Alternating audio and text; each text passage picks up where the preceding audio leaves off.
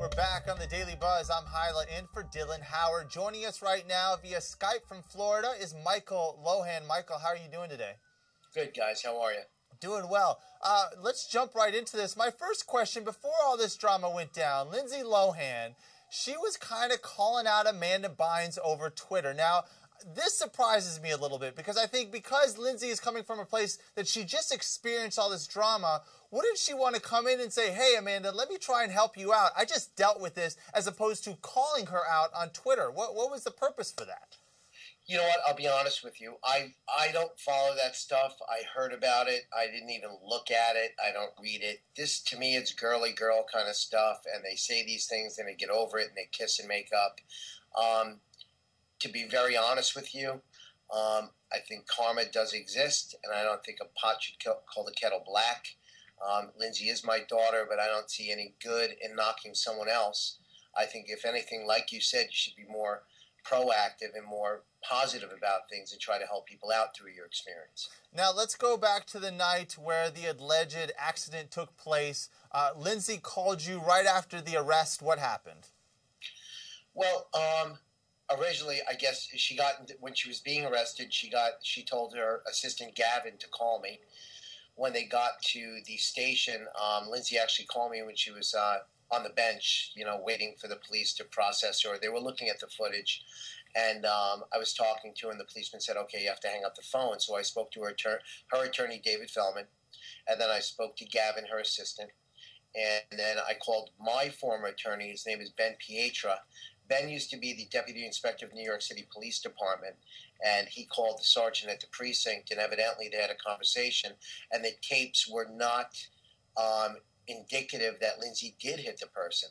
So right now, there's no charges filed. I mean, there's a complaint and there is a report. But Lindsay has not been charged with hit and run because let's face it, from the OJ trial, if it doesn't fit, you have to acquit. Lindsay, there's no evidence proving that she did this. If there's reasonable doubt, which there is, because one detective said she didn't hit him, and the other detective says, well, she might have, then, it doesn't add up. Okay, hold on. Let me jump in really quick. Sure. Before anyone is prosecuted or anything, why is this girl even in a car? Why is she driving? I don't understand this. I do not understand why celebrities, after that they've had issues that relate to either drinking and driving or some type of car drama, she is in a position that she can hire a driver. It's New York City. Who drives in New York City? She can get in a cab. She can get in an Uber. Why is this girl even driving herself? She knows that there are people out there that would love to set her up, just like this might be. Is that an echo of my voice talking to Lindsay? I've said that to her so many times. You're right. There's cabs, there's limos, there's car services. But in her defense, and I'm not saying it's right that she drive, and really she doesn't need to, and she shouldn't have been driving.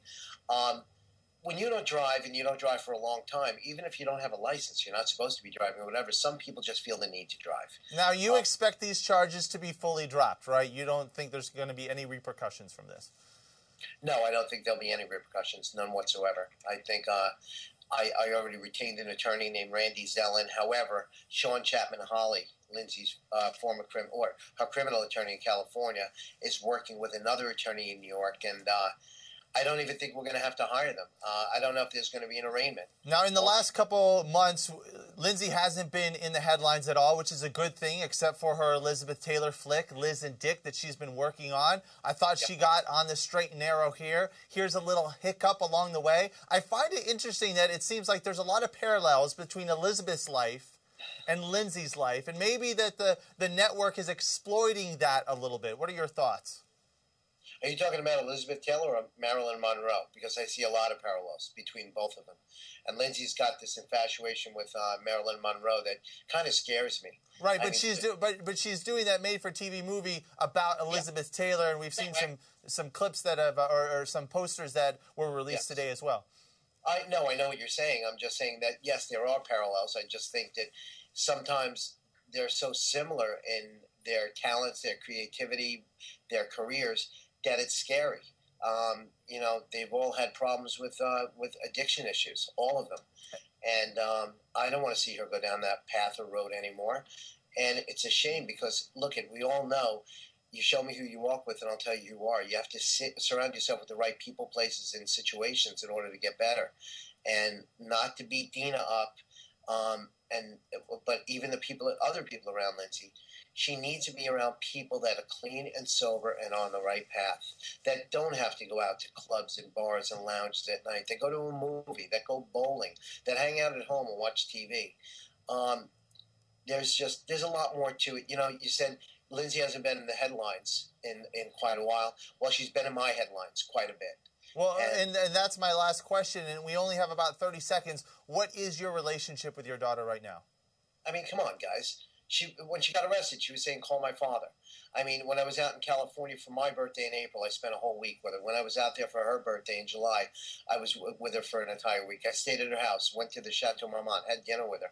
But you don't hear about that stuff because when Dina hears about it, she starts screaming and, you know, threatening Lindsay. I got to stop you right there. The Dina conversation, we got to save that for another show. Michael, thank you so much for joining us from Florida. You can get more at celebbuzz.com. And don't forget, join the conversation. Just hit us up on Twitter, #TheDailyBuzz. We'll see you again here tomorrow.